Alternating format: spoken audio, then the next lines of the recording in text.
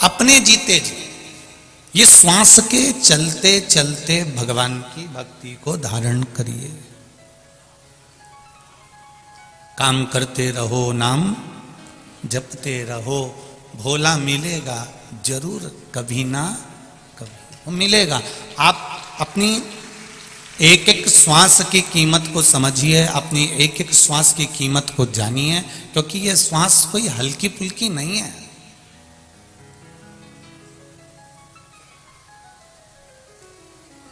चार बांस, चार कंधे और 40 कंडे तो कोई भी दे देगा।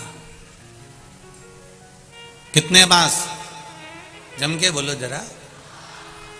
कई लोग पूछते हैं चार बांस का क्या लफड़ा है, 2 बांस पे तो जाते हैं। हमने कहा बीज में भी तो लगाए जाते हैं काट के। 2 तो उसी के काम आते हैं जो काट के बीच बीच में बनाए जाती है अर्थी और ले जाया जाता है। 4 बांस, 4 कंधे और 40 कंडे। गाय के गोबर के जो कंडे होते हैं वो 40 से ज्यादा लगते ही नहीं है। इससे ज्यादा तुम जाके देख लेना, कोई ना अभी तक 150-200 लगाए हो तो बता दो। यहां तो अर्थी जलाने वाले, चिता जलाने वाले भी इतने चतुर होते हैं कि वो अंदाजा लगा लेते हैं, अरे हल्की बॉडी है, लिया 2 कुंटल लकड़ी बस बहुत है, और कंडा लिया 25-50 बस बहुत है, हो गया। लिया 10-20 कंडा उठा।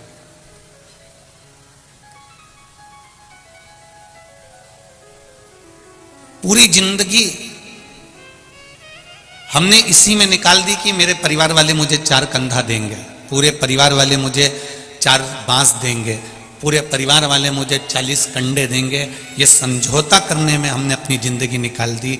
जोड़ जोड़ के जोड़ जोड़ के जोड़ जोड़ के बच्चों के लिए कर दिया और बहुओं के लिए कर दिया, परिवार के लिए कर दिया, पर अपने लिए कभी नहीं करा।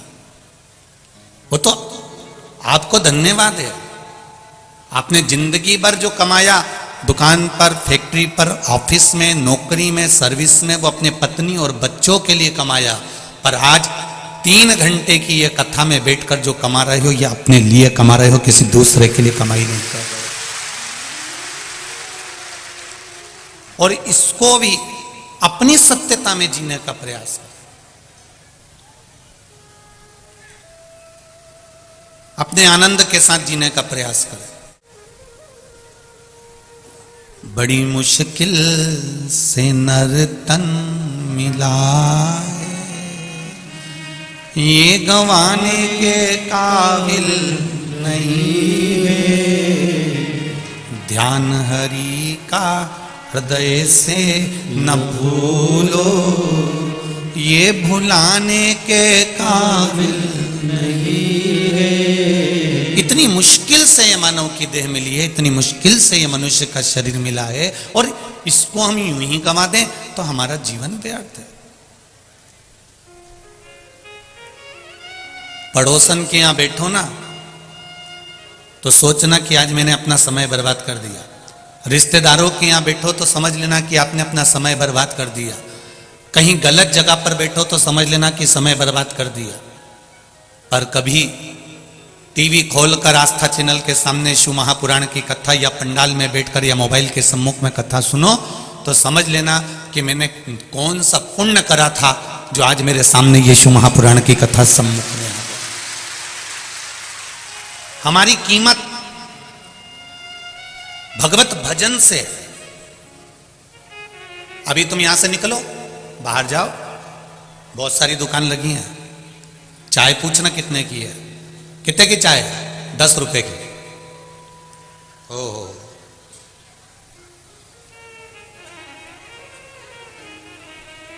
अब तुम जाते जाते बीच में कोई अच्छी होटल मिल जाए, वहां पर रुकना।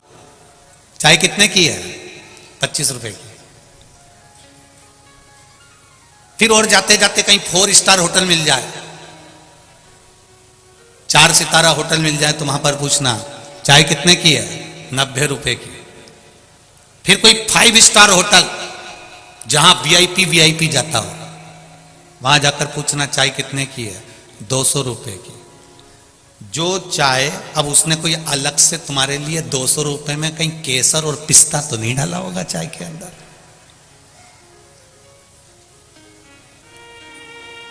चाय वही है, कप भी वही है, गिलास भी वही है, पीने वाला भी वही है।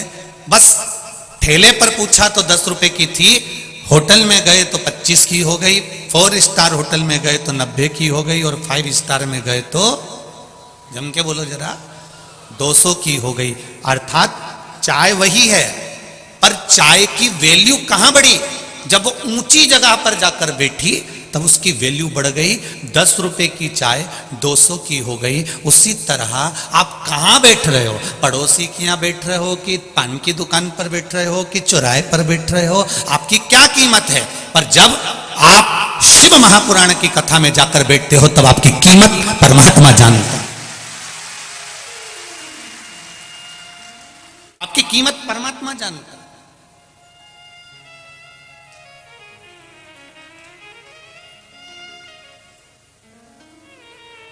कोई नेता आए तो भी लोगों की व्यवस्था रहती है, कोई राजनेता आए तो भी लोगों की व्यवस्था रहती है, कोई कलाकार आए तो भी लोगों की व्यवस्था रहती है।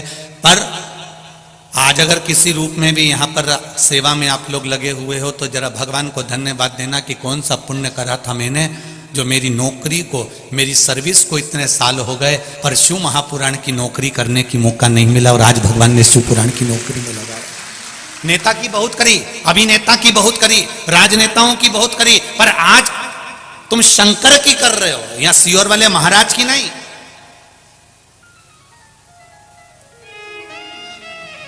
ये मेरी बेटियां, ये मेरी बहनें, ये मेरी माताएं सेवा में लगी हुई हैं, कार्यकर्ता सेवा में लगे हुए हैं, पुलिस प्रशासन सेवा में लगी हुई है। इनको गौरव महसूस होना चाहिए कि आज मैं जो सेवा कर रहा हूं, अभी ये किसी दूसरे की सेवा नहीं, ये शिव की सेवा है, ये शंकर की सेवा। 7 दिन की सेवा करोगे, सेवा के बाद में क्या मिलता है ये तो मेरा विश्वनाथ, मेरा भोलेनाथ जाने, इसका तो अंदाजा हमको भी नहीं।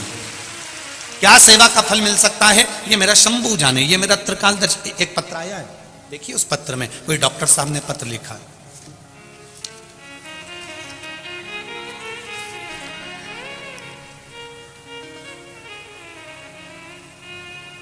मैं प्रयागराज त्रिवेणी संगम से डॉक्टर सचिंद्र कुमार मिश्र,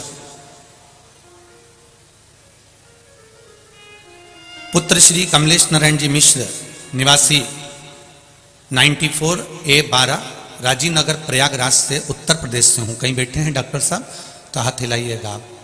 आप ही हैं? श्री शिवाय नमस्तुभ्यम। आप तो पास में बैठे हैं, माइक दे दूं आपको? दे दो जरा।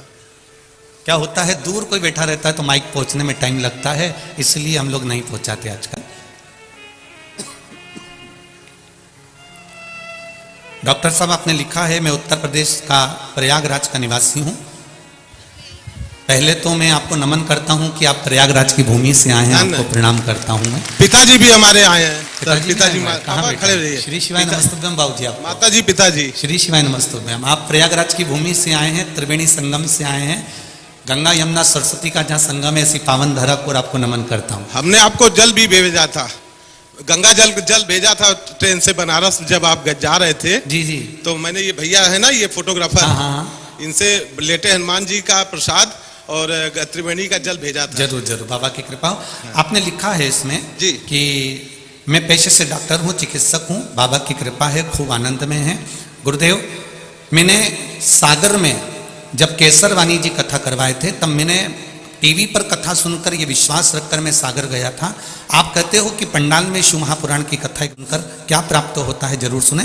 मैं सागर में केसरवानी परिवार ने जब कथा कराई तो सुनने के लिए गया, वहाँ मैंने कथा सुनी, केसरवानी परिवार से भी मिलना हुआ, सब बात कर फिर हम रात्रि विश्राम कर सब आनंद के साथ में सीहोर कुबेरेश्वर धाम चले गए। कुबेरेश्वर धाम जाकर हमने गौशाला का दर्शन करा, भोलेनाथ जी को प्रणाम करा। वहाँ कंकर शंकर है, रुद्राक्ष तो मिला नहीं। रुद्राक्ष मिल गया था। वो राय साहब मिले थे सर जी, बिटोही के नहीं है वो सरपंच जी। जी जी, ये सब भोले बाबा की कृपा थी सर। हम भोजन करने गए थे बाहर ढाबे में, वही वो अचानक मिल गए। अच्छा, उन्होंने दे दिया। उन्होंने दे दिया। फिर आपने लिखा है, मैंने अपने बेटा और बेटी के लिए क्या मांगा था भोलेनाथ जी से? MBBS में एडमिशन के लिए। अच्छा, बिटिया ये आई है। हो गया दोनों का? नहीं, एक का हो गया है, दोनों इसका हो गया, बिटिया इसका हो गया। बेटी आपको बहुत बहुत बधाई, बाबा की कृपा है। और भाई को जिला जज, छोटे वाले भाई को जिला जज के लिए सीहोर में कह के आया था जी। और वहां से रुद्राक्ष और कंकड़ में शंकर आप कहते हैं, तो मैं वहां से कंकड़ ले आया था जी। और उसी को रोज रुद्राक्ष के जल से स्नान करके पूरे, ये मेरी बहन है छोटी, ये मेरी धर्मपत्नी बाबा है, की कृपा है, बड़ी बहन है। अब सब बाबा ने कर दिया, हाथ पकड़ लिया, बस शिव कृपा बनी रहे। आपका आशीर्वाद है। श्री शिवाय नमस्ते। बैठिए बैठिए, हर हर। तो शिव कृपा, शंकर की उदारता, शिव की करुणा, जैसे आपने बेटी के लिए, बेटों के लिए, छोटे भाई के जज के लिए मांगा और बाबा ने हाथ पकड़ा और कृपा करी, ये शिव की कृपा बिना नहीं हो सकता। आप क्या प्राप्त कर रहे हो, आपको क्या मिल रहा है, ये हम नहीं जानते। वो तो आपके पत्र आते हैं तो हमको मालूम पड़ता है, नहीं तो हम तो इतना जानते हैं कि शंकर की कथा कहना है, शंकर की कथा सुनना है और शिव को बाँचना है, शिव को बचवाना है और शिव को श्रवण करना है। यहाँ कोई दूसरा है ही नहीं। उसकी कृपा जो है, उसकी करुणा जो है,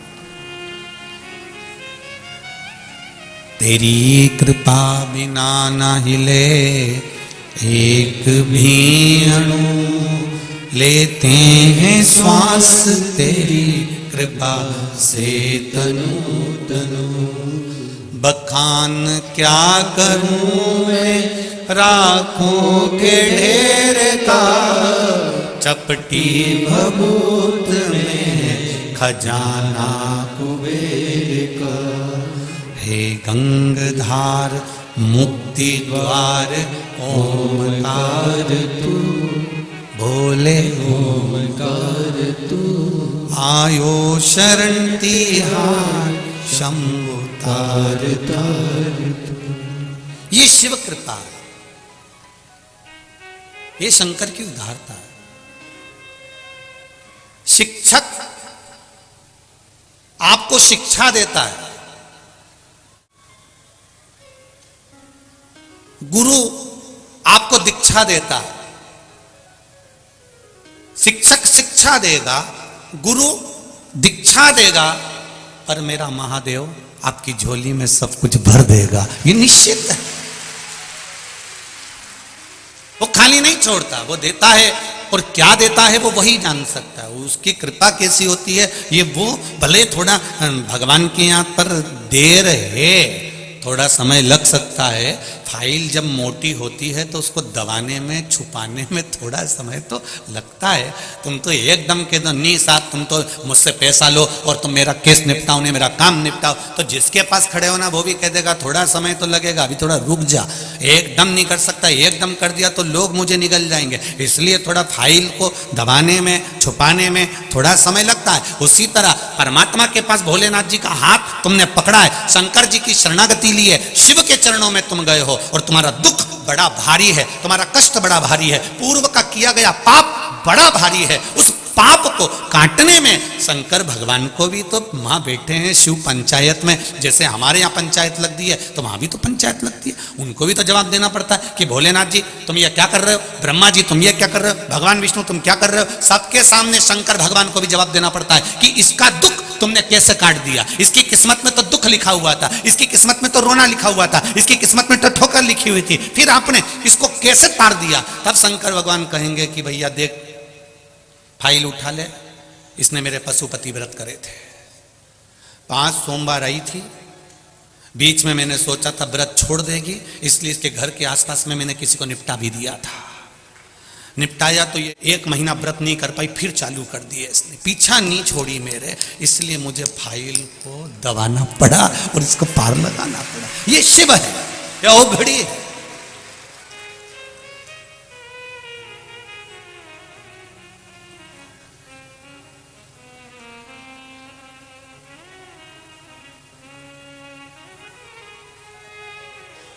एक व्यक्ति वो होता है जो दूध की थैली वाले के यहाँ जाता है दूध की थैली लेने के लिए, ए भैया दूध की थैली दे दे जरा, 20 रुपए ले, 25 रुपए ले, 50 रुपए ले, दूध की थैली दे। एक व्यक्ति वो होता है जो दूध की थैली वाले के यहाँ जाता है, दूध की थैली लेकर आता है। और एक व्यक्ति वो होता है जो गाड़ी लेकर निकलता है, दूध की थैली वाली के रुकता है, 50 रुपए जमा करता है, घर पे देते हुए जाना। अब थैली वाला अलग से एक थैली निकाल के रखेगा, उसको यही टेंशन है कि भेरू के घर पे पहुंचाना है, उसको टेंशन लगी है।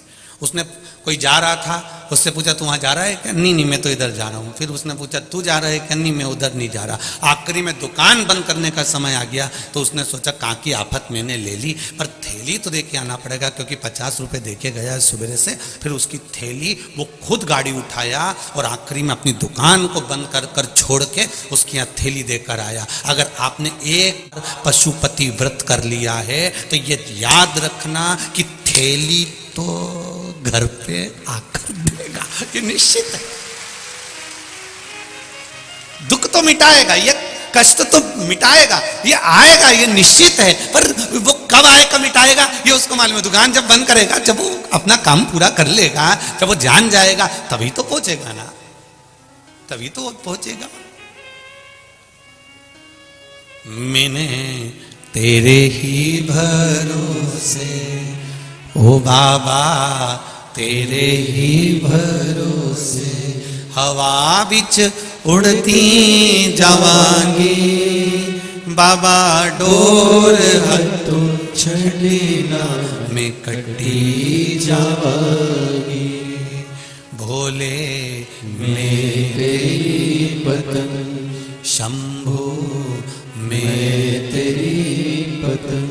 ये उसकी कृपा जब होगी वो आएगा, निश्चित है वो पहुंचेगा। भरोसा नहीं टूटने देगा मेरा महाराज। हमारा जीवन पूर्ण जीवन में हम 4 बांस 4 कंधे और 40 कंडे के चक्कर में पूरी जिंदगी निकाल दी है। पर निवेदन है उस जीवन को निकालो, पर उस जीवन को भक्ति के साथ निकालो। जितना हो सकता है भजन के साथ, शिव स्मरण के साथ, शिव कृपा के साथ में, भगवान शंकर की भक्ति के साथ निकालो। सती मैया माता प्रसूति के गर्भ से जन्मी थी। शिवजी के साथ उन्होंने विवाह किया था। दक्ष प्रजापति ने कन्यादान किया था।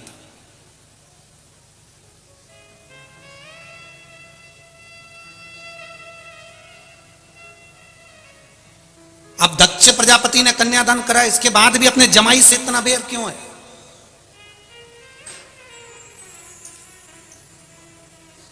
कंस ने अपनी बहन की शादी करी, सारा खर्चा उठाया, उसके बाद अपनी बहन से बैर इतना रखा कि अपने भांजों की हत्या करने लगा।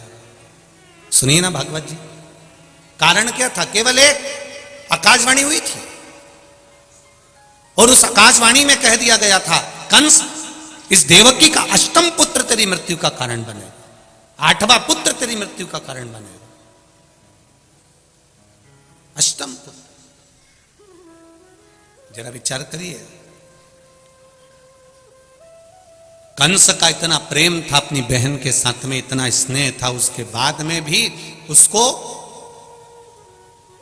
अपनी बहन से बैर कर लिया। और दक्ष प्रजापति का सती के प्रति कितना प्रेम था कि मां जगतजननी की आराधना कर रहा है दक्ष प्रजापति, मां दुर्गा आराधना कर रहा है दक्ष प्रजापति, और देवी जी प्रसन्न होकर बोलती है मांग दक्ष तुझे क्या चाहिए। दक्ष कहता है मेरे घर में एक बेटी हो जाए, तो मां जगतजननी कहती है तेरे घर में पहले से 60 लड़कियां जन्म ले चुकी हैं, तेरे घर में 60 कन्याओं ने पहले से जन्म ले चुकी हैं, 60 कन्याओं का जन्म हो चुका है, और 60 बेटियां जन्म लेने के बाद फिर लड़की मांग रहा, फिर बेटी मांग रहा। अरे जरा विवेक रखो दक्ष प्रजापति, इतनी लड़कियां होने के बाद तो लोग लड़का मांगते हैं और तू लड़की मांग रहा है। दक्ष प्रजापति कहते हैं मां बेटा एक कुल को तारता है और बेटी 2 कुल को तार देती है, 2 कुल को बेटियां तारती हैं। पर मेरा बेटियों से एक निवेदन हर पल हर घड़ी हर क्षण रहा है। जिन माता और पिता ने तुम्हारी परवरिश में पूरी जिंदगी निकाल दी, तुम्हें अच्छा कॉलेज, अच्छा स्कूल, अच्छी एजुकेशन दी है, कपड़े पहनने के लिए मना नहीं करा,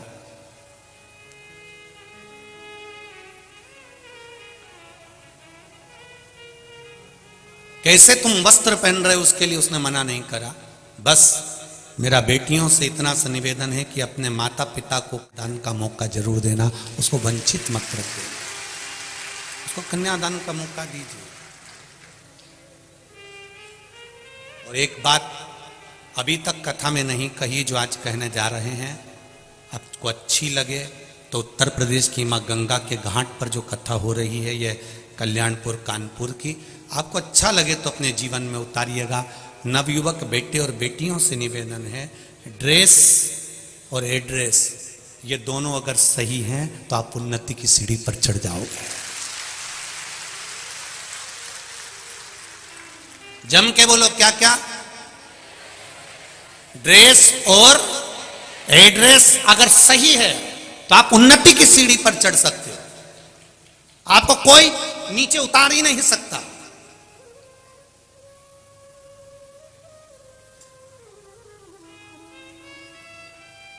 आपका ड्रेस और एड्रेस अच्छा रखिए, सही रखिए, आप उन्नति की सीढ़ी पर चढ़ते जाओगे। आप अगर देखो कोई व्यक्ति अगर एक भजिए की दुकान खोल ले और उसकी ड्रेस इतनी गंदी हो, उसके पास में मक्खी भी न कर रही हो, तो तुम में से एक के पास में भजिया खाने नहीं जाएगा। और अगर वही भजिए की दुकान पर उसने ड्रेस अच्छी पहन के रखी है, भले छोटी सी दुकान है, ठेले की दुकान है, और भोजन बना रहा है, भजिया बना रहा है, और कोई मक्खी नहीं और सब अच्छा है, तो फिर ढेर भीड़ लगी होगी। किसी किसी ठेले पर, चाट की दुकान पर ढेर भीड़ लगी होती है, क्योंकि वो सफाई से रह रहा।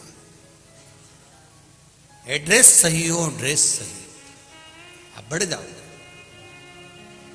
कहां बैठ रहे हो, एड्रेस से मतलब यह होता है कि तुम्हारी बैठक कहां पर है, किसके पास में बैठ रहे हो, कौन के पास बैठ रहे हो, कौन तुमको आड़ी टेढ़ी सलाह दे रहा है, कौन तुमको श्रेष्ठ सलाह दे रहा है, कौन तुमको समझा रहा है। अगर आपका ड्रेस और एड्रेस ठीक है तो आपका हाथ भोलेनाथ पकड़े हुए हैं, आप आगे बढ़ते चले जाओगे। आज कलाकारों ने मुंबई में बैठकर फिल्मों का निर्माण करने वालों ने जिन फिल्मों को बनाया है, उसमें सबसे ज्यादा अगर कुछ गलत दिया है तो ये ड्रेस और एड्रेस दोनों बिगाड़ दिया है, जिसके कारण पूरा विश्व, पूरा राष्ट्र आज कर्त की ओर जा रहा है।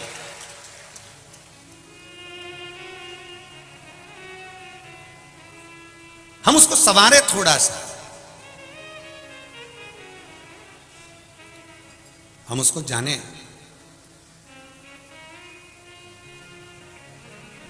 शिव कथा कह रही है सती मैया के लिए, माता पार्वती जी के स्वरूपों में मां जगतजननी दुर्गा भवानी स्वयं दक्ष प्रजापति से करिए, दक्ष तुम्हारे घर में 60 जन्म ले चुकी हैं और तुम फिर लड़की मांग रहे हो। दक्ष कहते हैं मुझे बेटा नहीं चाहिए। बेटा अगर घर में हो भी जाएगा तो वो कौन सा मुझे साध लेगा। तुम्हारे घर में भी तुम्हारा बेटा रह रहा है, तुम्हारे घर में भी तुम्हारा बेटा रह रहा है। शादी हो गई, विवाह हो गया, सब कुछ हो गया, पोता पोती हो गए। मैं एक एक डोकरी अम्माओं से, बुढ़ी बुढ़ी माताओं से पूछना चाहूँगा कि तुम्हारा बेटा और बेटी दोनों की शादी हुई, बेटी पराए घर चली गई, बेटा तुम्हारे पास रह गया। ईमानदारी की बात बताना कि बेटा कितने घंटे तुम्हारे पास बैठकर बात करता है। कम से कम बेटी रोज फोन लगाकर पूछ तो लेती है कि मम्मी तू कैसी है। बेटी कम से कम फोन लगाकर पूछ तो रहती है कि माँ तू कैसी है, पापा को शुगर हो गई है, डॉक्टर को दिखा देना, उनको तकलीफ हो रही है, उनका ध्यान रखना। मम्मी कहे तो मैं आ जाती हूँ, सियोर वाला महाराज की कथा चल रही है कल्याणपुर में, कथा भी सुन लूंगी और तेरे यहाँ पापा को दिखा भी आऊंगी, डॉक्टर को भी दिखा दूंगी। बेटी एक आनंद लेकर बार बार आपको फोन लगाकर कहती है मम्मी मैं आऊं क्या, पापा मैं आती हूँ, तुमने दवाई ली कि नहीं ली, तुमने ये करा कि नहीं करा, पापा तुम थक गए हो, दुकान भैया को कह दो संभालेगा, तुम मत जाओ। ये बेटी ज्ञान देती है, पर कभी बेटा तुम्हारे मुख से नहीं कहता कि पापा तुम्हें तकलीफ क्या हो रही है, तुम रात भर से तकलीफ में हो। बाबूजी आपको क्या हो गया, बाबा आपको क्या हुआ, माँ तू रात भर से कांक रही थी, तेरा चेहरा बता रहा है, माँ तू रात भर सोई नहीं है। जो बेटे को करना चाहिए वो बेटी कर रही है।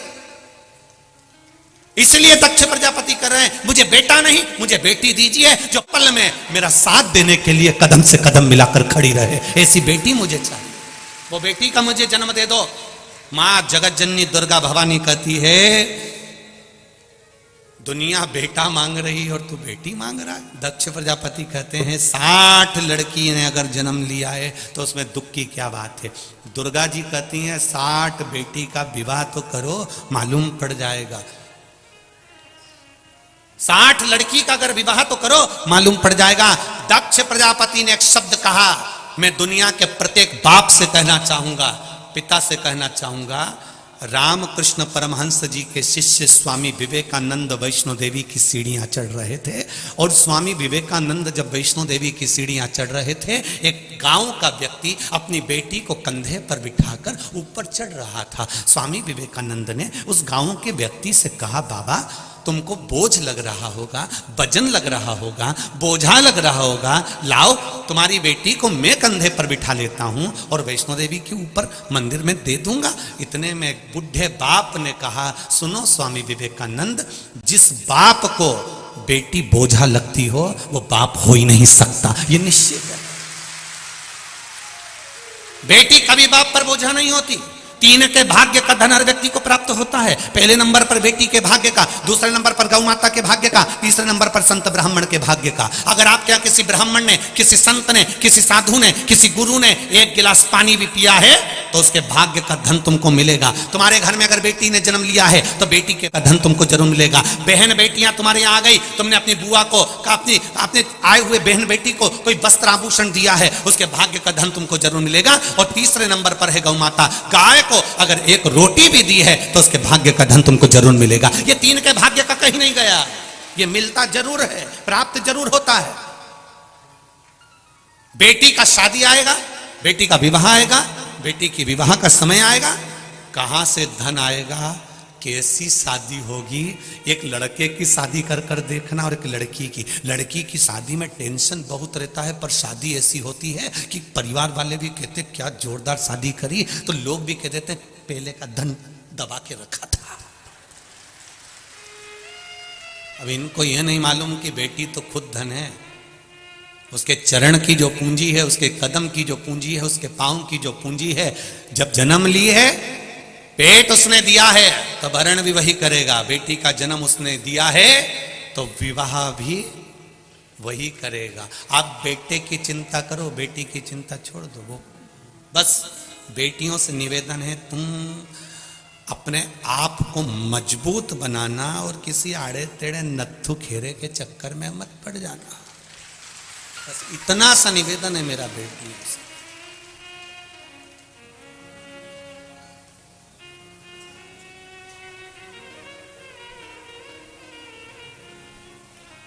जाए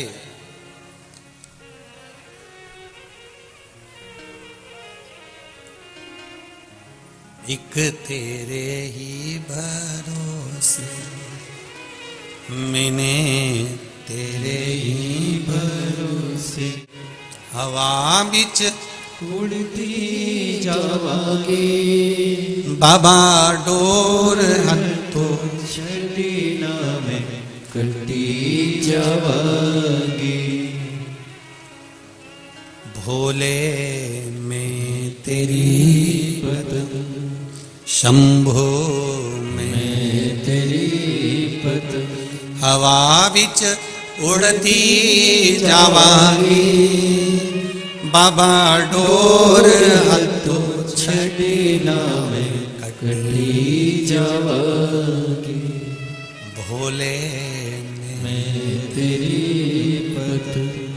शिव कथा कह रही है, शिव कथा वर्णन कर रही है कि सती मैया के लिए देवी जी ने बार बार मना करा पर दक्ष प्रजापति नहीं माने। एक नारी का जो जीवन होता है बड़ा विचित्र होता है। एक स्त्री का जो जीवन होता है बड़ा विचित्र होता है। बहुत कुछ अपने मायके के लिए भी करती है, बहुत कुछ अपने ससुराल के लिए भी करती है।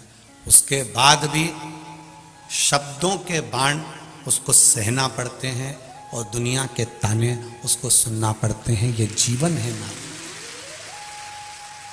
जीवन नारी का बड़ा विचित्र। एक बेटी ने एक पत्र लिखा है,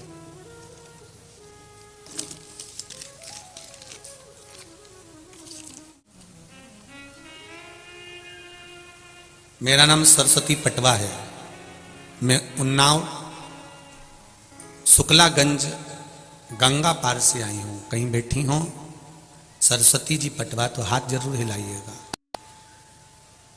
कहीं बैठी हो तो हाथ हिलाइएगा। आप ही हैं, दोनों हाथ हिला देगा। श्री शिवाय। सभी लोग मत हिलाओ, बस केवल जो सरस्वती पटवा है वही हिलाए। हाँ ठीक है, दिख गई हो बेटा। श्री शिवाय नमस्ते। एक बार फिर से हिला दीजिए। श्री शिवाय नमस्ते। मेरा नाम सरस्वती पटवा है, मैं उन्नाव शुक्लागंज गंगा पार से आई हूं। गुरुजी, नारी का जीवन बड़ा विचित्र होता है। तकलीफ आई जीवन में, मेरे 2 गठान 2 ही तरफ हो चुकी थी गुरुदेव। एक 5 mm की थी, एक 4 mm की थी। डॉक्टर ने बोल दिया था, पहले भी 2 बार ऑपरेशन हो चुके हैं, अब हिम्मत नहीं थी कि ऑपरेशन करवाऊं। मैंने सोचा कुछ हो, अब मौत ही क्यों ना आए, क्योंकि 2 बार मैं ऑपरेशन करवा चुकी थी। अब ये तीसरी बार ये 2 गांठ सामने आ गई, फिर गठ हो गई। और वो गांठ ठीक नहीं, बड़े डॉक्टरों को भी दिखाया परंतु उसमें कोई आराम नहीं, ऑपरेशन फिर करवाना। गुरुजी, अगस्त सावन के महीने शिव महापुराण की कथा टीवी पर सुनी, 1 लोटा जल चढ़ाना और बेलपत्र चढ़ाना शुरू किया। मैं रोज मंदिर जाती और बाबा जी से कहती, बाबा बहुत दर्द होता है, बहुत तकलीफ में हूं बाबा। सियोर वाला महाराज कहता है कि आप बच्चों की तरह परवरिश करते हो बाबा, मुझे संभाल लो, मुझे बहुत तकलीफ है बाबा। मैं किससे कहूं बाबा, मुझे रोग बड़ा है, कष्ट बहुत है बाबा। अब ऑपरेशन नहीं करा सकती मेरे शरीर का, आप मेरे अंदर की जो गांठें हैं दोनों को गला दो बाबा। गुरुदेव रोज रोती थी बाबा के सामने, ठीक कर दीजिए ना बाबा। भोले बाबा को 1 लोटा जल चढ़ाना चालू करा। बाबा को एक बेलपत्र जो चढ़ी मिल जाती थी उसी को उठा कर ले आती थी। और आप कहते हो ना गुरुदेव की प्रसाद समझकर, औषधि को मांग कर खाना है, मैं औषधि मांग कर लाती थी। बाबा की कृपा हो गई गुरुदेव, अब मेरी दोनों गठाने गायब हो गई हैं और दर्द बंद हो गया है। मैं बाबा को धोख लगाने आई हूं। बैठिए बेटी, सरस्वती जी पटवा बैठिए। श्री शिवाय नमस्तुभ्यं। शिव कृपा होती है ऐसी। पत्र भेजा है आपने, बोलना है, थोड़ा समय लग जाएगा बाबू, जल्दी हो दो जल्दी। कथा बहुत सारी रह जाती है ना माइक पे बोलने के चक्कर में। चल जल्दी पहुंचा, जल्दी कार्यकर्ता जल्दी भेजिएगा, एक के पीछे एक देते जाओ, पहुंच जाएगा। मेरे बाबा ने लाज रखी है, ऐसा मेरा ओघड़दानी, ऐसा मेरा त्रिकालदर्शी, ऐसा मेरा शिव, ऐसा मेरा कैलाशी, ऐसा मेरा अविनाशी है। अब दिल से पुकारो उसको, आप दिल से कहो उसको। जब आप दिल से पुकारोगे, दिल से कहोगे, आप हृदय से उसको निवेदन करोगे, वो सुनेगा जरूर, ऐसा नहीं कि नहीं सुनेगा। श्री शिवाय नमस्ते। गुरुजी श्री शिवाय नमस्तुभ्यम। बाबू क्या नाम है आपका? मेरा नाम कृष्ण कुमार शर्मा है। कहाँ से आए बाबू? मैं यहीं कानपुर श्यामनगर का निवासी हूँ। जी, गंगा मैं तट के हैं, आपको नमन करता हूँ। गंगा तटवासियों को सबको प्रणाम मेरी ओर से। एक बहुत छोटा सा संस्मरण में बस चाहूंगा, मेरे बाबा की ऐसी दया है जी। एक बार मैं मंडी गया था कुछ सामान लेने, मेरी गाड़ी का पेट्रोल खत्म हो गया। मैंने अपने छोटे भाई को बुलाया कि आ करके मुझे कुछ पैसे दे दे, तो मैं क्योंकि पर्स घर पे भुलाया था, वो अपना पर्स लेकर के आया और उसने मुझे पैसे दिए। मैं चला गया, उसका पर्स वहीं गिर गया कहीं मंडी में ही जी। मैं घर वापस आ गया। इसके बाद वो ढूंढने लगा कि पर्स कहाँ है। उस पर्स में काफी डॉक्यूमेंट थे, पैसे तो थे ही थे, काफी डॉक्यूमेंट ऑफिस के थे जी। तो उसी समय ये अष्टमी का व्रत कराया था आपने, सोमवार के अष्टमी का जी, सोमवार का अष्टमी का, और वो पार्थिव शिवलिंग का निर्माण। अच्छा, पार्थिव शिवलिंग निर्माण। जी, जी जी। वो हमने और मेरी ये पत्नी खड़ी हैं और मम्मी भी हैं, जी, जी। इन लोगों ने सबने मिलकर किया।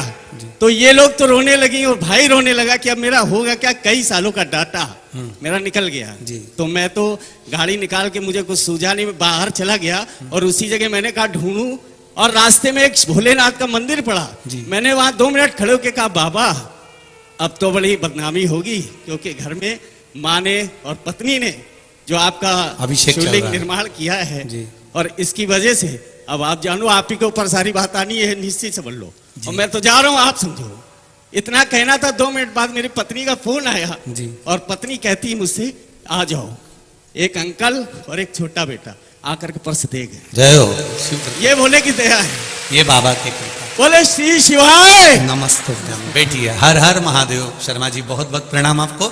ये शिव कृपा है, वो कब अनायासी कृपा कर जाता है पता ही नहीं पड़ता। आप तो उसके मंदिर के सामने खड़े होकर आपने उसको कह दिया कि घर में पार्थिव शिवलिंग का निर्माण हो रहा है, और अगर इतना दुख रहेगा तो संभाले, पकड़ लो हाथ त्रिपुरारी, नहीं तो डूब जाऊंगी, हमारा कुछ ना बिगड़ेगा, तुम्हारी शान जाएगी। हमारा क्या बिगड़ने वाला है? सीहोर वाला महाराज तो कथा वाचेगा चले जाएगा, पर नाम तो शंकर का है, शिव ओगड़ी का है। वो इतना छाती ठोक कर कहता है कि उसकी कथा सुनने पर वो देता जरूर है, छोड़ता नहीं है। फिर कहूंगा उसकी कृपा कोई साधारण नहीं होती। तेरी कृपा बिना न हिले एक भी अणु, लेते हैं श्वास तेरी कृपा से तनु तनु। महाराज कृपा उसकी है। आप पेट की चिंता छोड़कर परमात्मा की चिंता करिए। फिर निवेदन करूंगा, पेट भरने की जवाबदारी उसकी है, वो भरेगा। जब माता दुर्गा भवानी ने बार बार समझाया, मां अम्बे बार बार बोली कि बेटी क्यों, बेटी का जन्म क्यों हो गया, बेटा मांग लो, बेटा मांग लो। नहीं नहीं मां, मुझे बेटी चाहिए, मुझे बेटी चाहिए। ठीक है, मां ने कह दिया तेरे घर में अलग से कौन बेटी देगा? 60 लड़कियां जब तेरे घर में हो चुकी है, अब बेटी नहीं दे सकता परमात्मा। तब भगवान कह रहे हैं कि दक्ष प्रजापति कर रहे हैं एक बेटी और दे दो।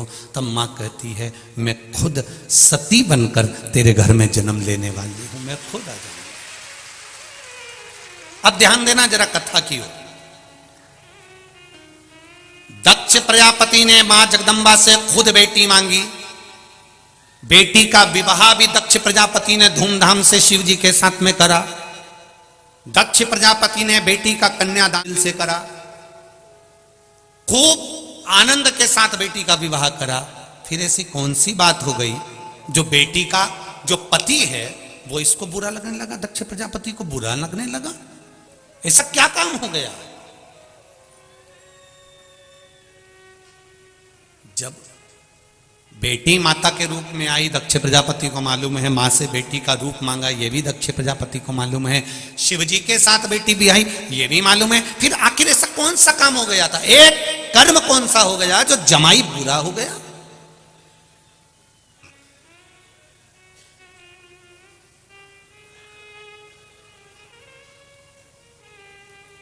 बहुत ध्यान दीजिएगा थोड़ा सा।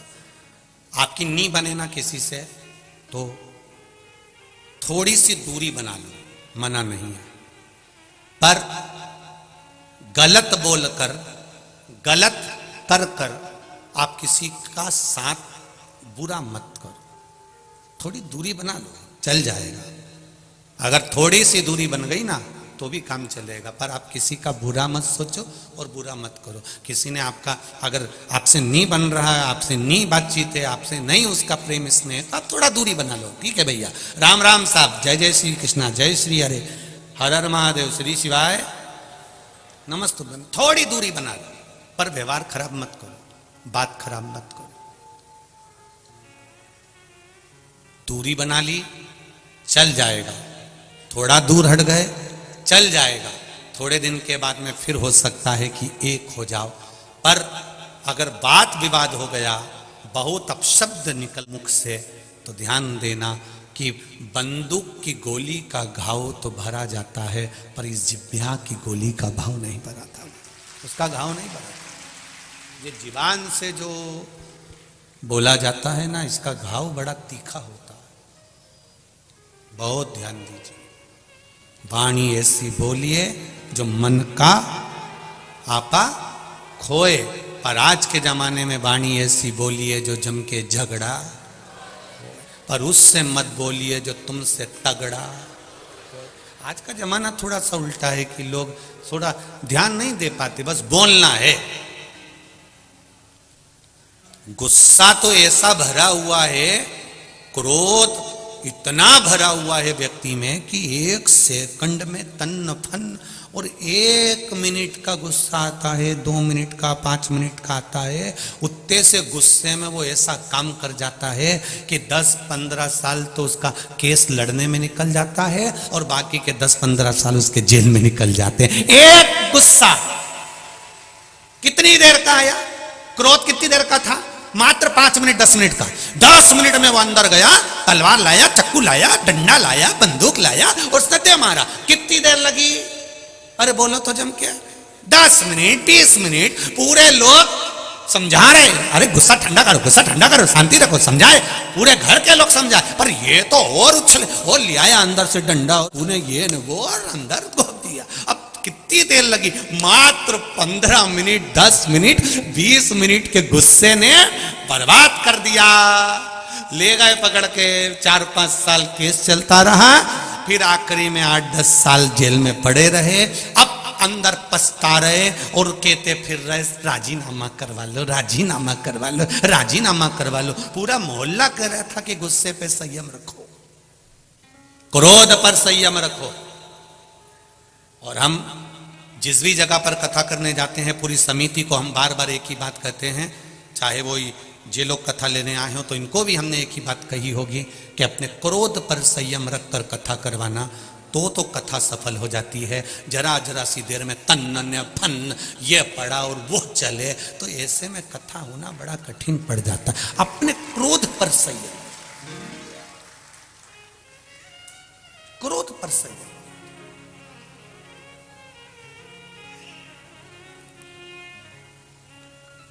बहुत संयम रखना पड़ता है क्रोध।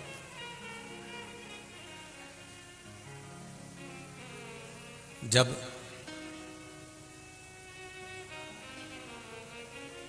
एक संयमित जीवन जियोगे, जब आए क्रोध तो थोड़ी देर के लिए सोचना, अभी रुक जाऊं, देर से तो मैं बाद में निपटूंगा, बस इतना बोल लो और चले जाओ। बस गुस्से में आकर कहकर कि देर से बाद में निपटूंगा, कल देख तू मेरे पास। और क्रोध को कल पर टाल दो। क्रोध मेरा सासुओं से भी निवेदन है, बहुओं से भी निवेदन है, तुम्हारे को भी अगर गुस्सा आए तो तुम कह दो बहू से भी, तू रुके, शाम को आन दे मेरे छोरा को, बस शाम तक टाल दो, मत बोलो कुछ भी। शाम तक तो पोता पोती जब गोदी में आएंगे, खेलेंगे कूदेंगे, सब बात खत्म हो जाएगी, अपने आप गुस्सा चले जाएगा। पति से अगर उसके बोल भी दिया तो भेरू तो कौन सा बोलने वाला है, तो कौन सा बोले, तो धीरे धीरे गुस्सा गया। और बहुओं से भी निवेदन, अगर आपको भी क्रोध आए ना, थोड़ा देर टाल दो, मैं चली सोने, तुम बड़बड़ाती रहो और मैं जा रही, और कमरे में जाओ, दरवाजा आराम से मंगल बंद करके, लड़के अगर जा रही हो तो आलू का पराठा बना के ले जाओ और कमरे में आराम से टमाटर की लोंजी के साथ खाओ। अंदर बाहर जो हुआ उसको यहां से निकालो। अपन तो बढ़िया आलू का पराठा कितना जोरदार है और टमाटर की लोंजी कितनी जोरदार, खाओ पियो। अच्छा, थोड़ा क्रोध पर संयम रखिए, थोड़ा।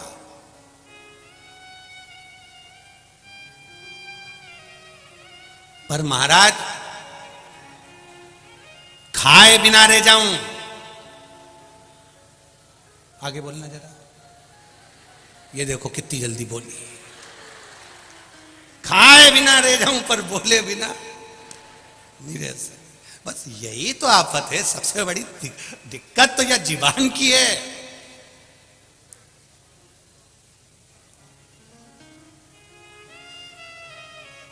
एक दिन ये जीवान ने अपने दांतों से कहा 32 भाइयों से, ए दांतों से कहा 32 भाई, तुम मेरे भाई हो, मैं तुम्हारी बहन हूं, कोमल कोमल सी साधारण सी, तुम मुझे काट मत देना।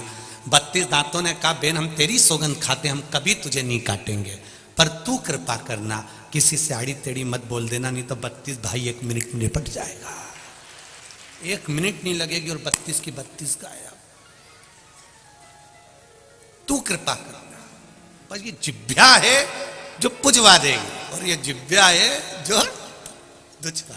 ये जीवान बड़ी विचित्र, बड़ी विचित्र। मैया भगवान दक्ष प्रजापति के यहां पर जन्म ले ली। दक्ष के घर में राजा दक्ष के घर में सती माता का जन्म तो हो गया। जन्म लेने के बाद माता सती शिव की आराधना करने लगी। उनका विवाह भगवान शंकर के साथ हो गया। शिव जी के साथ में जब विवाह हो गया, आनंद में रहने लगे सब। अब जरा ध्यान देना कि जमाई बुरा कैसे हो गया वो समझ ले थोड़ा सा। आप बहुत अच्छे हैं, आप बहुत श्रेष्ठ हैं, आप बहुत अच्छे हैं, पर कोई कोई व्यक्ति ऐसा होगा जिसकी निगाह में आप हमेशा बुरे ही रहेंगे। आप उसके लिए जान भी निकाल के रख दोगे तो भी उसकी दृष्टि में आप कभी अच्छे नहीं हो सकते। आप अपनी पूरी जिंदगी उसके चरणों में निकाल दोगे तो भी आप अच्छे नहीं हो सकते। एक बार जिसकी दृष्टि में आप बुरे हो गए तो भले तुम पूरा मुंह का निवाला भी दे दोगे तो भी अच्छे नहीं हो सकते। तो भी वो आपका खोट देखेगा ही, बुराई देखेगा ही, ये निश्चित है। और यदि वो आप में खोट देख रहा है, आप में बुराई देख रहा है और आप उसके लिए अच्छा ही अच्छा कर रहे हैं, करो, मना नहीं है। पर तुम सोचो कि वो तुम्हारी बुराई करना बंद कर दे, वो तुम में बुरा देखना बंद कर दे, वो तुम में गलतियां देखना बंद कर दे, तो ये नहीं हो सकता। क्योंकि परमात्मा ने उसको तुम्हारे लिए पैदा ही इसलिए करा है कि तुम्हारी वो गलतियां छांटता है। ऐसे कई लोग हैं, आप उनको प्रणाम कर लो, दंडवत कर लो, नमन कर लो, आप उनको सब कुछ कह लो, आप उनके लिए जान निकाल दो, उसके बाद भी वो 24 घंटे में पूरी कथा में यही ढूंढते रहेंगे कि गलती कहां करे और अपन को कहां पकड़ना है। बस कहां पकड़ना।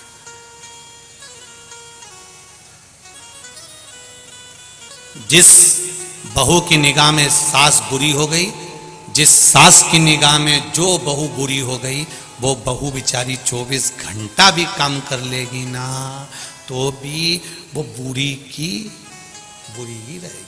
तुम भले आगे बढ़ बढ़ के सब कर लो, तुम भले शादी में आगे बढ़ बढ़ के काम कर लो, तो भी किसी की निगाह में अगर तुम बुरे हो गए हो तो वो यही देखेगा कि आगे बढ़ बढ़ के काम कर रही, जरूर मायरे में जो साड़ी आ रही होगी ना, 2-4 निपटा जाएगी। उसकी दृष्टि में तुम गलत हो गए ना तो कभी ठीक देख ही नहीं सकता। आप पूरा जान निकाल दो उसके लिए, पूरा प्राण निकाल दो आप उसके लिए, नहीं देखे। वो बुरा देख लिया उसने तो बुरा ही रहेगा। पर यह नहीं है कि हमको उसका बुरा करना। शिव महापुराण की कथा कहती है, भगवान विष्णु ने भगवान शंकर के पास में जहर भेज दिया, विष।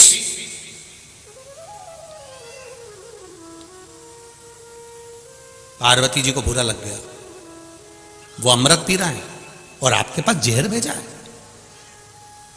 देवता 33 कोटि देवी देवता अमृत पिएंगे और आपको जहर। भगवान बोले तो क्या हो गया, जहर भेजा है, पी लेते हैं। आपको मालूम है विष है, विष, मर जाओगे।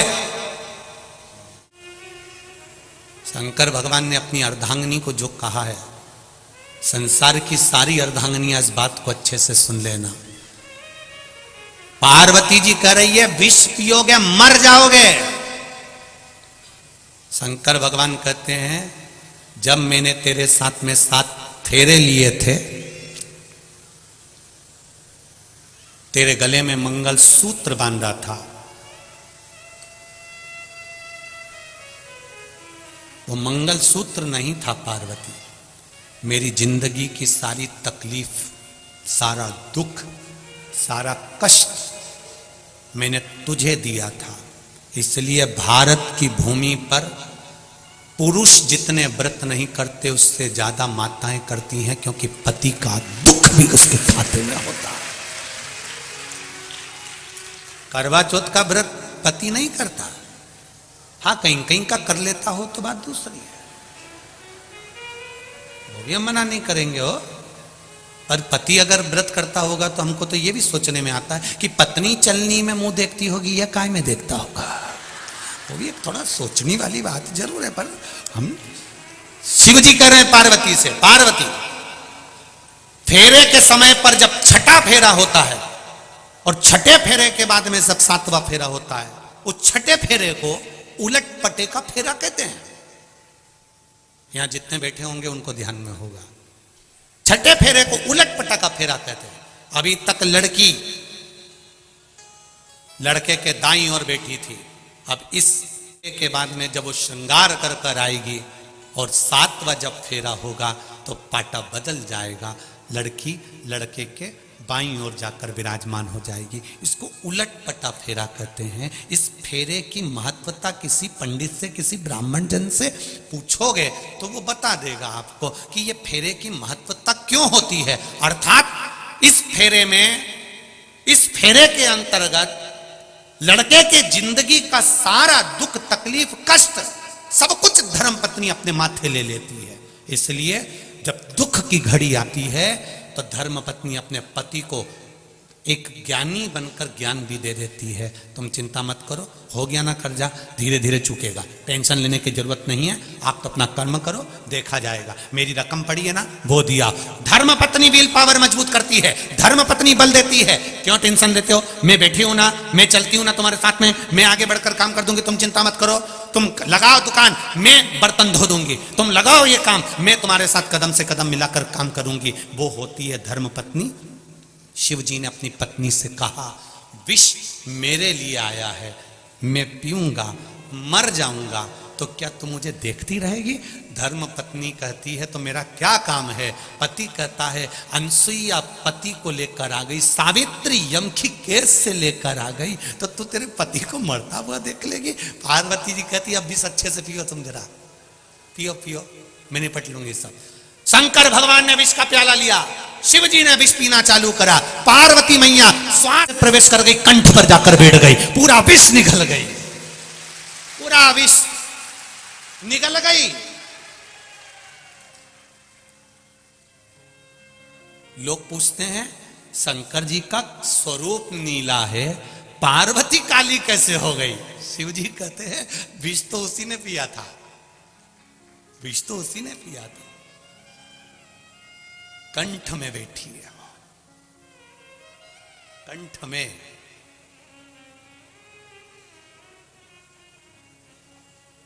भीतर बैठकर विष शिव जी ने पिया।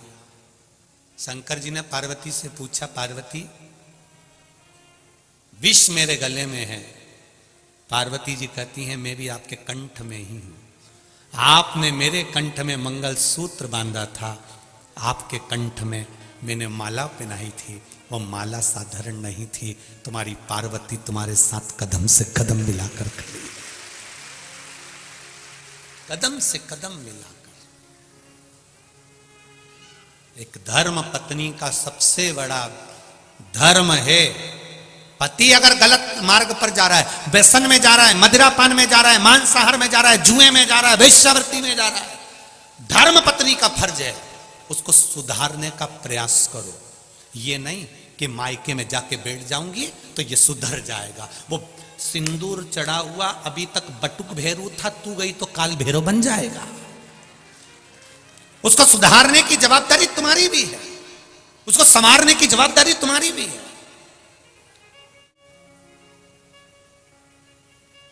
कई कई माताएं भी कह देती हैं अपने अपने बेटे के लिए, सुधर जाएगा री, तू ज्यादा ज्ञान मत दे। कल की आई और मेरे छोरे को ज्ञान दे रही है। मेरी माताओं से निवेदन है, तुम इतने साल में नहीं सुधार पाई तो अब क्या सुधार लोगी? अब उसके भरोसे पे छोड़ दो, वो थोड़ा सा क्रोध दिखाएगी, वो थोड़ा सा बोलेगी, तब जाकर तो उसका पांव रुकेगा। अगर आज तुम उसका साथ दोगी, होता है बाप अपने बेटे को संवारने की चेष्टा करता है, पर माँ जैसे ही बेटा गलत काम करके आता है तो माँ रजाई उड़ा के सुला देती, सो जा तेरा बाप देख लेगा, चुपचाप सो जा। माँ ने अपने बेटे पर रजाई नहीं डाली है, अपने ऊपर माँ ने खुद राख डाल ली है कि जिंदगी बर्बाद कर दी छोरे की। जिस दिन गलत काम कर कर, एक हमने बचपन में पढ़ी थी एक कथा, शायद तुमने भी पढ़ी होगी, कानपुर की जीजियों और जीजाओं।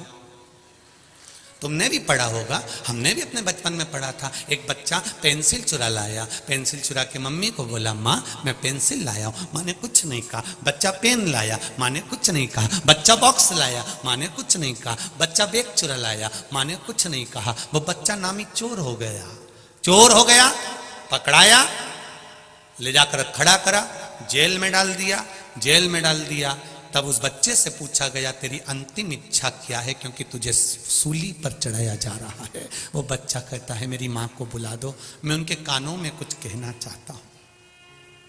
मेरी माँ को बुला दो, मेरी माँ के कानों में कुछ कहना चाहता हूँ। माँ को बुलाया, बच्चे अपने दांतों से माँ का कान पकड़ लिया, खून बहने लगा। पुलिस वालों ने छुड़ाया, छोड़, ये तेरी माँ है। वो कहता है, आज सूली पर चढ़ाने वाली भी ये मेरी माँ है। अगर पहली बार पेंसिल चुराई थी, थप्पड़ मारती, तो आज मैं चोर नहीं बनता। हम अपने बच्चों को अगर संवारेंगे तो बच्चा संवरेगा। हम अपने बच्चों को नेक मार्ग दिखाएंगे तो नेक मार्ग पर चलेगा। हम अपने बच्चे को सुधारने का प्रयास करेंगे, बच्चा सुधरेगा। आप अगर बच्चे पर रजाई डाल रहे हो तो बच्चा भी सोचेगा कि मेरी माँ मेरा पक्ष ले रही है, तो वो गलत करेगा, ये निश्चित है। थोड़ा सा सवारिया हमने पढ़ा है बचपन में, शायद आपने भी पढ़ा होगा। ऐसा नहीं है कि नहीं पढ़ा होगा, पढ़ा सबने होगा।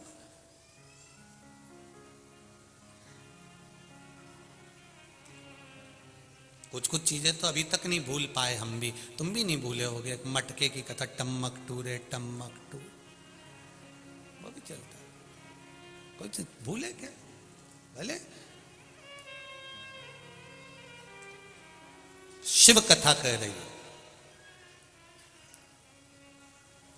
सती मैया ने शिवजी से विवाह करा। दक्ष प्रजापति की दृष्टि में शिव बुरे कैसे हो गए? केवल एक कारण शंकर भगवान का समझ में आ गया, मैं आया और शिवजी ने मुझे प्रणाम नहीं करा। इतनी सी बात, इतनी सी। अब किसी ने कहा कि शिवजी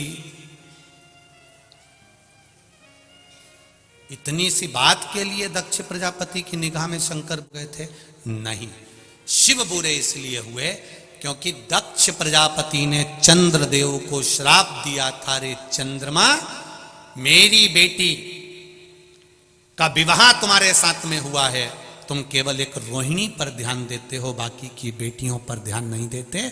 मैं तुम्हें श्राप देता हूं चंद्रमा कि तुम्हें काया का रोग हो जाएगा। चंद्रमा के शरीर में काया का रोग हो गया, काया गल गल के नीचे गिरने लगी, टपक रही है चंद्र की काया। चंद्रदेव की आंख में आंसू आ गए। नारद जी से पूछा, नारद जी मेरी काया का रोग कैसे मिटेगा?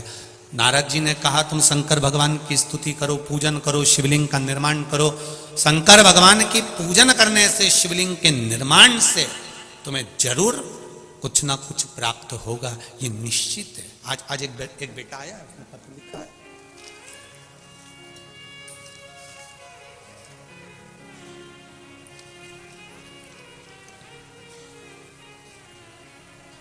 शुभम बिश्नोई, रायसेन मध्य प्रदेश से आए हैं। शुभम बिश्नोई कहीं हैं? आप ही हैं? दोनों हाथ हिला दो बाबू। श्री शिवाय नमस्तुभ्यम। बोलना चाहोगे क्या?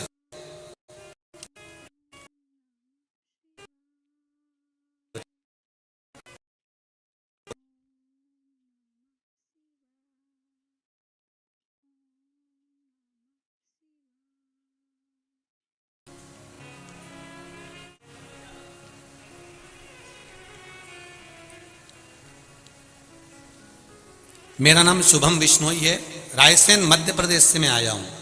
भोलेनाथ की कृपा का क्या बखान करूं गुरुदेव। पहले मैं मंदिर नहीं जाता था, मेरा विश्वास नहीं था भगवान पर। हम बच्चों के मन में आपने विश्वास पैदा करा है। नवयुवक लड़के लड़कियां आज अगर मंदिर जा रहे हैं, शिव जी की और आपके भाव से जा रहे हैं।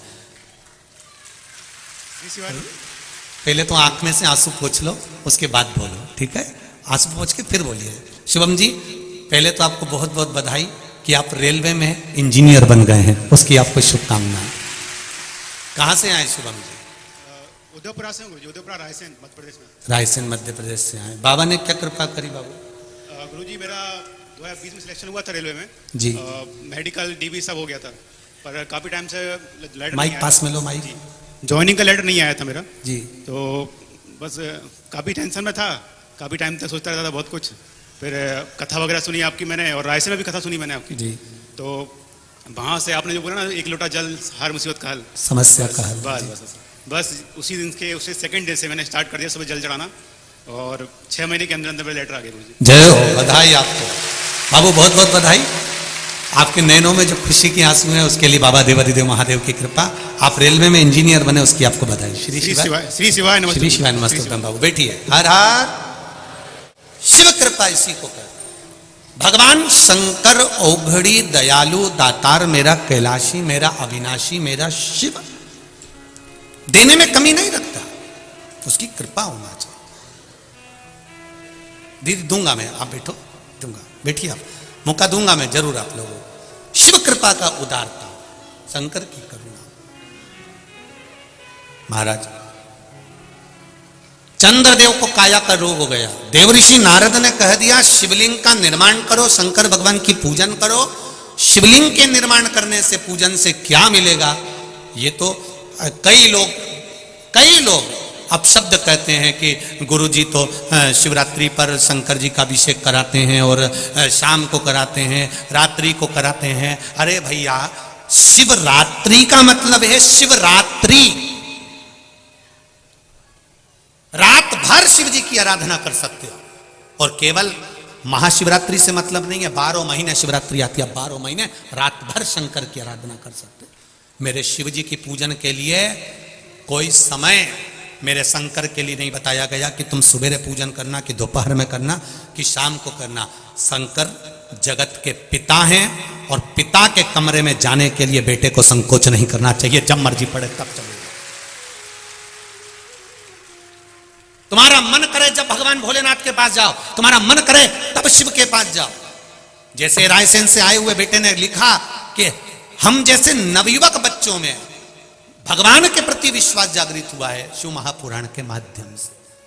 और मेरे नवयुवक बेटा बेटियों से निवेदन है, संकल्प करना। जैसे बेटे ने कथा सुनी, कथा सुनने के बाद दूसरे दिन से नियम बना लिया कि मेरा सब कुछ हो गया पर ज्वाइनिंग लेटर ही नहीं आ रहा, तो उसने भी तो हिम्मत कर कर शंकर के मंदिर में जाना चालू करा। लोगों ने ताने भी दिए होंगे, पढ़ा लिखा लड़का है, बताओ महाराज के कहने पे चल दिया। वो सियोर वाला महाराज ने तो लोगों को पागल करके रख रखा है, सबको मंदिर भेज देता है।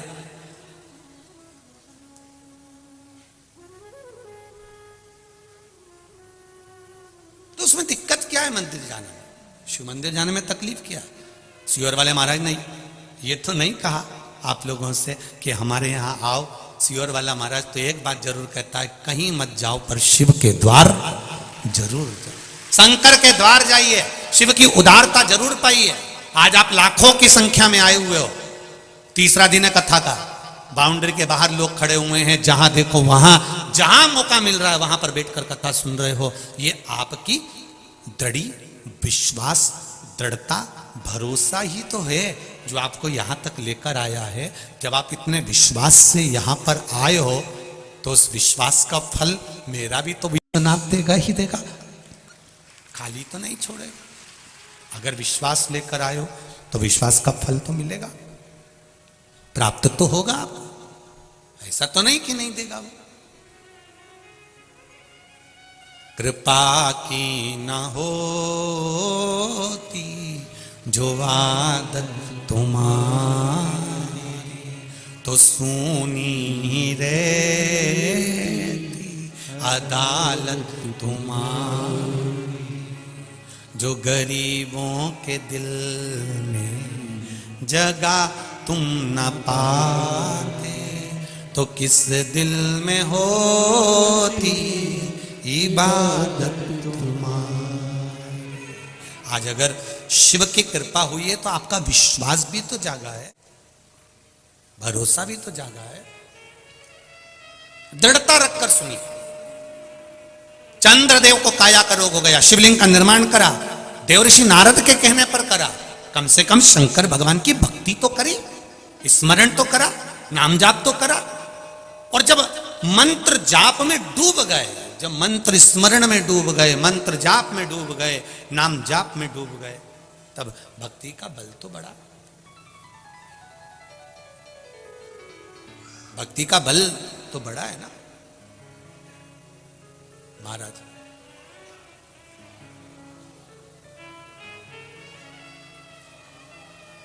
उस भक्ति के बल पर शिव की आराधना।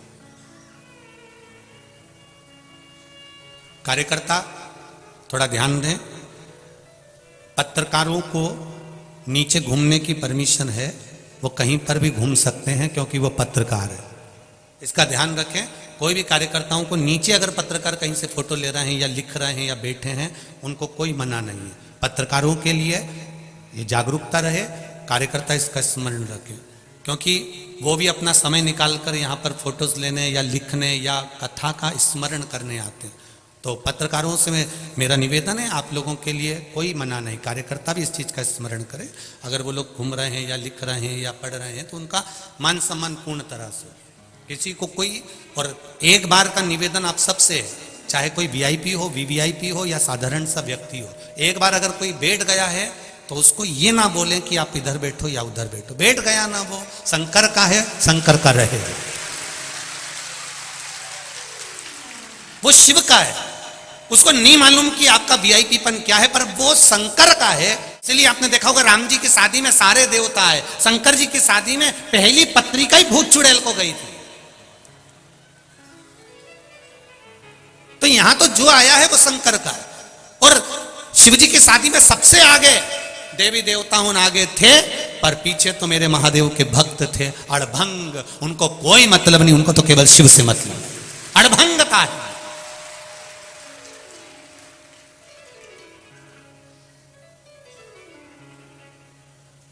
हमारा ये मना नहीं है, हमारे लिए वीवीआईपी वीआईपी और आप सब एक जैसे हो, हमारे लिए उसके लाखों दीवाने बड़े से बड़े उसके चरणों में कंकड़ माटी से पड़े, उसके लिए सब बराबर। गुलाब जामुन खाओगे तो भी पेट में जाएगी, रबड़ी खाओगे तो भी पेट में जाएगी। हो सकता है तुम्हारे पास में अलग डिपार्टमेंट हो, तुम भेज दो तो वो अलग बात है, पर मेरे महादेव के पास में तो एक ही डिपार्टमेंट है। जो शिव की कथा में आ गया, भगवान ने कह दिया वो भले कुछ भी है उसकी झोली में भर कर भेजूंगा, वो गरीब है अमीर है जो है उसकी झोली मुझे भर। 3 घंटे कथा का रसतत्व आपके लिए और हमारे लिए। केवल आप कथा सुनते ऐसा नहीं है, हम भी कथा सुनते, बाँचने के साथ में हम भी उस पर स्मरण करते। भक्ति का बल बढ़ाइए, उसका रसतत्व बढ़ाइए। शिव कथा कह रही, शिवलिंग का निर्माण करा, और निर्माण करने के बाद में शंकर भगवान के शिवलिंग के निर्माण का जो आनंद था वो चंद्रदेव ने पा लिया और काया के रोग से मुक्त हो गए। काया के रोग से मुक्त। एक बात और आपसे कहेंगे, उतारिएगा। जिसके शरीर में सफेद चमड़ी पड़ने लगती है, चर्म रोग हो जाता है, या चेहरे पर आंख के पास में पूरा कालापन आ जाता है, उसको हमेशा याद रखना है, लाल चंदन का लेपन पीपल के पत्ते पर करिए। काय पर करना है? पीपल के पत्ते पर लाल चंदन का लेपन करिए। लेपन कर कर सोमवार की अष्टमी के दिन उसको लेपन कर कर वापिस निकाल कर शंकर भगवान पर उसका धीरे धीरे त्रिपुंड बनाकर लेपन करना प्रारंभ करिए। जब आप त्रिपुंड बनाकर लेपन करना प्रारंभ करें, उसके बाद उस चंदन को जो सोमवार की अष्टमी है तब निकाल कर लिया है और निकाल कर लाकर उसको डब्बी में रख लें। उस चंदन का प्रयोग चर्म रोग के स्थान पर थोड़ी थोड़ी मात्रा में करना प्रारंभ करें पानी के साथ मिलाकर, परंतु उस चंदन को केवल 6 से 7 दिन में प्रयोग करिएगा, ज़्यादा नहीं। धीरे धीरे चमड़ी, परंतु उसको सोमवार की अष्टमी के दिन सिद्ध कर कर बनाना है, उसको सोमवार की अष्टमी के दिन चढ़ाना है। श्री शिवाय नमस्तुभ्यम या ओम नमः शिवाय या पंचाक्षर मंत्र या महामृत्युंजय मंत्र, जो आपको आता हो, शिव जी का जो नाम आपको याद हो उसको बोलकर चढ़ा दो। उसको लिया, फिर उसको अपने शरीर पर लगाना प्रारंभ करो। उसका फल आपको 15 दिन के अंदर धीरे धीरे धीरे धीरे प्राप्त होना प्रारंभ हो। लाल चंदन का प्रयोग शिव जी के लिए अवश्य। दूसरा, जब विषम परिस्थिति आ जाए, ऐसा लग रहा है कि आपने पशुपति व्रत कर लिया, सोमवार की अष्टमी का प्रयोग कर लिया, मैंने शंकर जी की आराधना कर ली, तो भी विषम परिस्थिति चल रही है, अभी तक कोई सुधार आने को तैयार नहीं है। तब शंकर जी के मंदिर में जब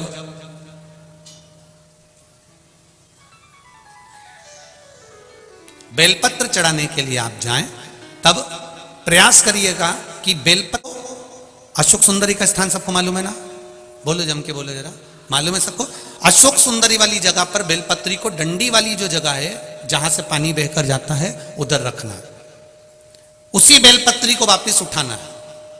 शिव जी के शिवलिंग पर जब बेलपत्री रखो तो डंडी का भाग, आप यहां बैठे हो तो डंडी का भाग पीछे की ओर होना चाहिए। शिवलिंग जैसे ये है तो डंडी का भाग पीछे की ओर, उसको रखकर 7 लोटा जल भगवान शंकर पर समर्पित कर दीजिए, अपने भाव को रखते हो। अगर विषम परिस्थिति चल रही है, आपने पशुपति व्रत कर लिया, सोमवार की अष्टमी का कर लिया, उसके बाद भी कार्य नहीं हो रहा, अटक रहा है किसी कारणवश, कोई फाइल मोटी है, थोड़ा समय लग रहा है, तो 7 लोटा जल का प्रयोग करें। धीरे धीरे 7 लोटा जल शिव जी को बाल्टी में भरकर ले जाएं अपने घर से। 7 कलश जल शिव जी को समर्पित करना है, और समर्पित करने के बाद उस बेलपत्री को वापस अपने ही घर पर लेकर आ जाना है। 11 दिन 21 दिन उसको रखो, फिर उसका विसर्जन वापिस किसी नदी, सरोवर, तालाब या वृक्ष के नीचे कर दीजिए। बाबा हाथ पकड़कर बाहर निकाल ही देगा। परिस्थिति अगर बहुत विचित्र, विषमता, बहुत विषम परिस्थिति में उस जगह पर इसका प्रयोग कर सकते। शंकर भगवान को रिझाना, बेलपत्र का प्रयोग भगवान शिव को रिझाने का जो आनंद है, शिव को जो मनाने का आनंद है, वो एक स्वरूप ही अलग है, उसका एक स्वरूप आनंद है। शंभु शरणे पड़ी मांगू घड़ी रे घड़ी, दुख काटो दया करी दर्शन। शिव की आराधना का फल प्राप्त करें, भक्ति प्रबल होनी चाहिए। चंद्रदेव की काया ठीक हो गई। आज दक्ष प्रजापति की सभा लगी है, शिव जी जाकर बैठ गए, उठ नहीं पाए, नमन नहीं कर पाए, प्रणाम नहीं कर पाए, देख नहीं पाए। जब नहीं देखा, दक्ष प्रजापति को क्रोध आ गया।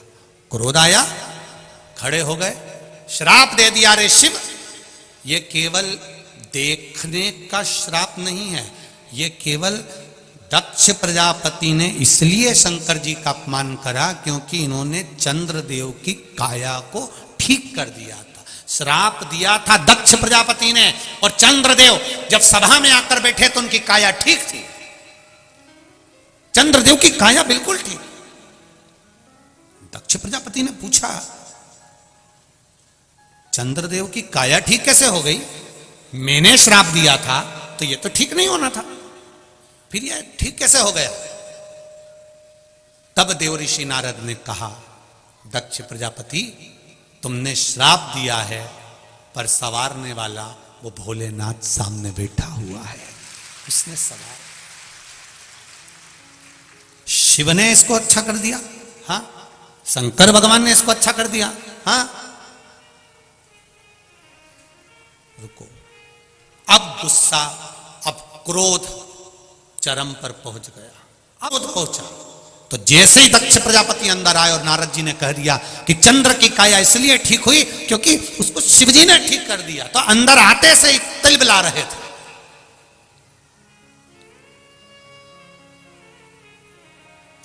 एक बहुत अच्छी बात ध्यान में रखिएगा जरा,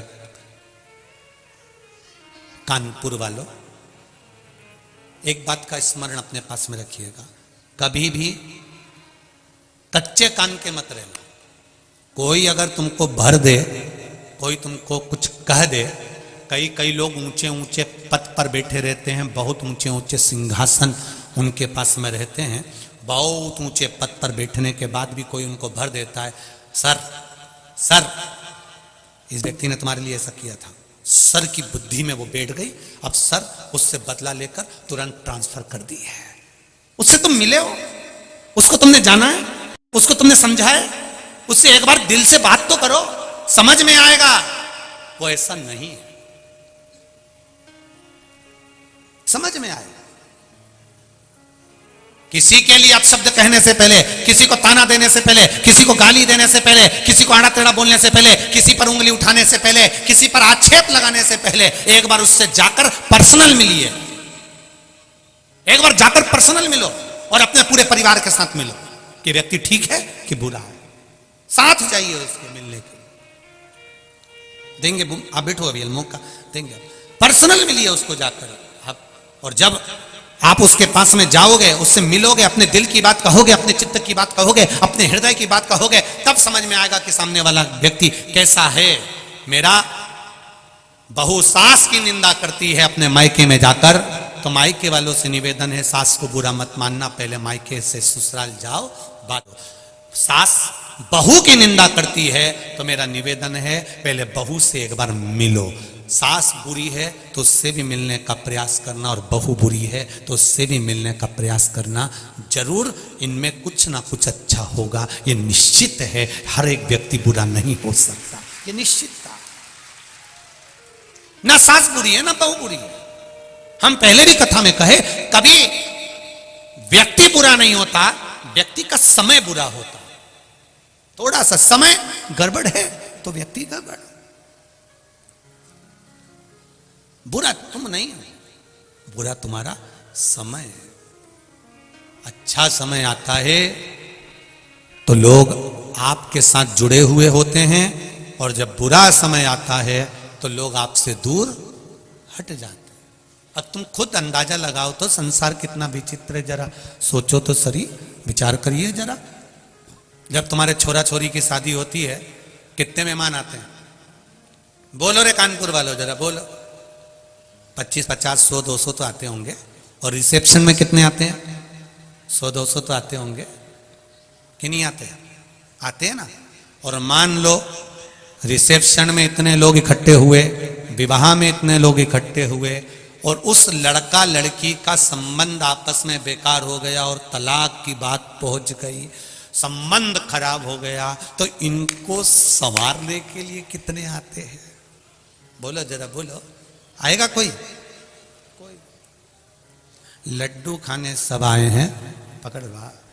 लड्डू खाने सब आए हैं, पेड़ा खाने सब आए, निभाने के लिए सब आए, पर जब बिगड़ती है कोई नहीं आता। जब मनुष्य का बेकार समय चालू होता है, समय चक्र जब उल्टा लगता है, तब कोई नहीं आता। फिर एक आता है, वो मेरा देव अधिदेव महादेव आता है। फिर कोई चंद्रदेव का जब बेकार समय आया तब महादेव सामने आकर खड़े हो गए। चंद्रदेव का जब बेकार समय आया तब मेरे देव अधिदेव महादेव सम्मुख में खड़े थे। दक्ष प्रजापति को मालूम पड़ा, गुस्सा आ गया, मैंने श्राप दिया और शिव ने संवार दिया। दुनिया चाहे कितना भी बुरा चाहे, अभी आपको शुरू में कथा में कहा था, शिक्षक शिक्षा देता है, गुरु दीक्षा देता है, और मेरा महादेव तुम्हारी झोलियों को भर देता है। मेरा महादेव कभी देने में पीछे नहीं हटता, उसकी कृपा बरसती ही रहती है। आप लोग सोचते होंगे गुरुजी सबको बिठाकर श्री शिवाय नमस्तुभ्यम क्यों बुलवाते हैं?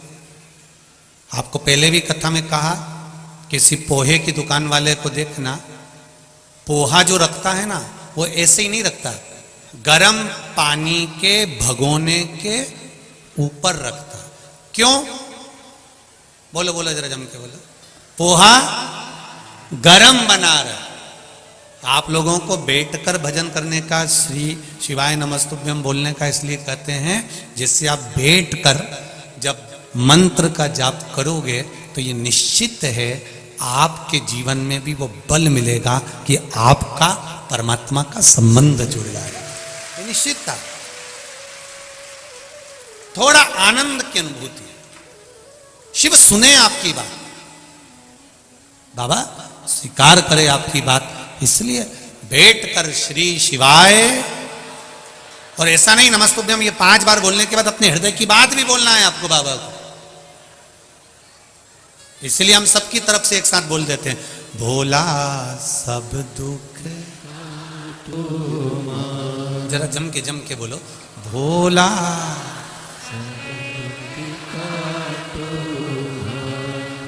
शिव शंकर तेरे माला भोला।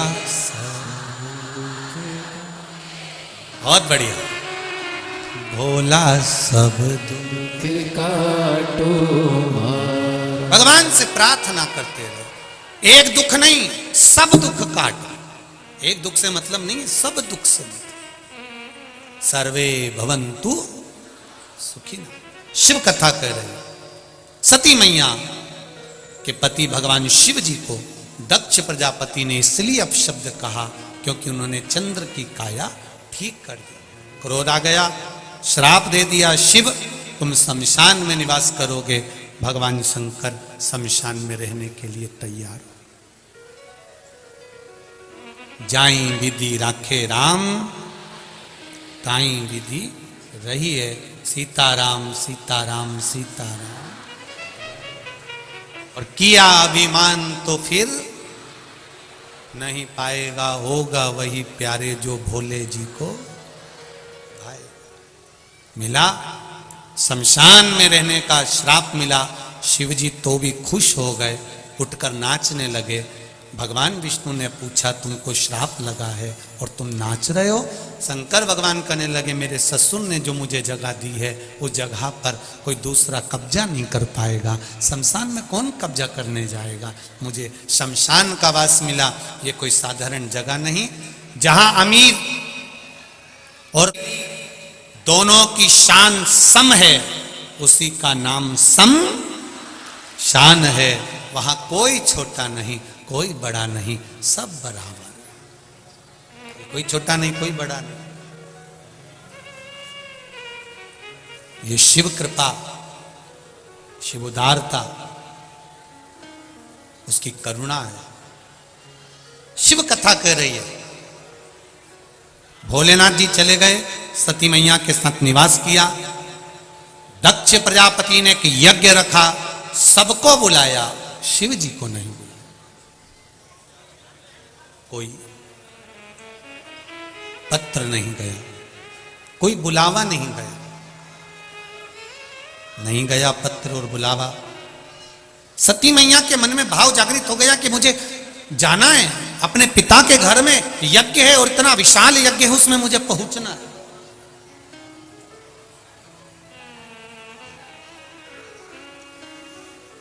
मेरे पिता के घर के यज्ञ में मुझे जाना, जाने के लिए आतुर हो। शिव जी से कहा बाबा मेरा मन है मैं भी अपने पिता के घर में यज्ञ में जाऊं। शिव जी ने समझाया सुनो सती, तुम्हारे पिताजी ने सबको बुलाया है पर मुझे नहीं, इसलिए जाकर क्या करोगी? यहीं पर श्रेष्ठता है सती, आप रुको यहीं पर, आप यहीं। सती मैया नहीं मानी, जाने के लिए आतुरता। मायके जाए बेटी, मना नहीं। बेटियां अपने मायके जाएं, अपने पापा मम्मी के घर जाएं, मना नहीं। अपने पिताजी के यहाँ, अपनी माता जी के यहाँ जाए, मना नहीं है। पर उस जगह पर ना जाए जिस जगह पर सम्मान अपने पति का ना। अगर अपने पति के लिए अपशब्द बोला जा रहा है, आड़ा टेढ़ा कहा जा रहा है, तो वहां जाने की कोई श्रेष्ठता नहीं है। वहां जाकर फिर करोगे क्या? उसकी श्रेष्ठता समाप्त है। जाओ पिता के घर में, जाना चाहिए।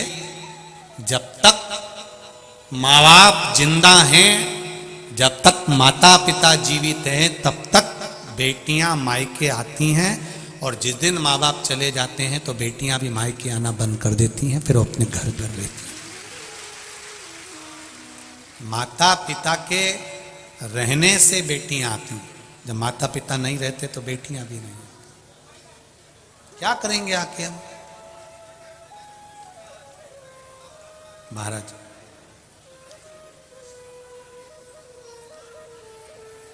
शिव कथा कह रही है, शिव महापुराण की कथा कह रही है। सती मैया ने जिद पकड़ ली, गई, जाकर देखा तो सबका स्थान था, पर अपने पति का कोई स्थान नहीं था। जल नैनों से बह रहे थे, क्रोध आ गया था। सती मैया ने कहा, पिताजी सबको बुलाया पर मेरे पति का स्थान नहीं है। क्रोध की अग्नि में आकर सती मैया यज्ञ के कुंड में कूद गई। शिव महापुराण की कथा यहाँ एक बात कहती है, कोई धार्मिक आयोजन हो, यज्ञ अनुष्ठान हो, घर में कोई अच्छा कार्य हो रहा हो तो बढ़ चढ़कर हिस्सा लो, उसमें अड़चन उत्पन्न मत करो। सती मैया ने गलती कर दी, वो गलती अपने को नहीं करना है। माता सती ने एक गलती करी कि यज्ञ की कुंड में कूद गई सती माता, और यज्ञ के कुंड में कूदी, भगवान शंकर को क्रोध आया, दक्ष प्रजापति का सिर कट गया, अग्नि में गिर गया। सती मैया को देखा तो शिव जी की आंख में जल था। री सती, तुझे अगर मरना ही था, प्राण त्यागना ही थे, तो तू ये यज्ञ की अग्नि में क्यों कूदी?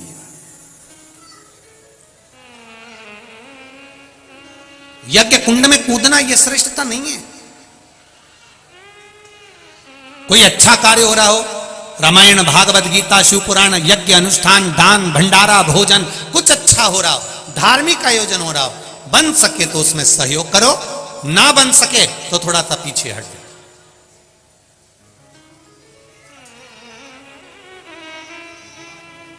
अच्छे कार्य में अपने हाथ को आगे बढ़ाओ, पर अच्छे कार्य में अपनी पांव मत अड़ाओ, अपनी टांग मत अड़ाओ। शिव कथा कह रही है, भगवान शंकर का गुणगान कर रही। सती मैया जलकर भस्म हो गई। शिव जी ने कहा, सती तू यज्ञ की अग्नि में कूद कर अपने प्राणों को त्यागी है, इसलिए मैं तुझे कहता हूं सती, तू कोयल की योनि पाएगी। और जब 2 अधिक होंगे, 2 आषाढ़ पड़ेंगे, अधिक मास में जब 2 आषाढ़ पड़ेंगे, तब तू मेरा पूजन अर्चना करेगी, और पूजन अर्चना करेगी उस योनि से छूटेगी। हमारे यहाँ पर आषाढ़ के 2 अधिक पड़ते हैं, तब हम उसको कोकिला अधिक मास कहते हैं। जिस समय पर माता सती ने कोयल की योनि पाने के बाद में शिव जी का भजन पूजन अर्चना किया, अर्चना करते करते सती मैया कोयल की योनि में थी। 2 आषाढ़ पड़ने पर, 2 अधिक मास पड़ने पर, अधिक मास में 2 आषाढ़ पड़े, तब उन्होंने शिव अर्चना में अपना मन लगाया। कोयल बनकर अपनी चोंच में पानी भरती थी, पंख पर पानी लगाती थी और शिव जी पर जाकर झड़ा देती थी। शिव नाम का गुणगान करती थी कोयल की योनि में भी। कोयल की योनि पाने पर भी शिव नाम का गुणगान करती।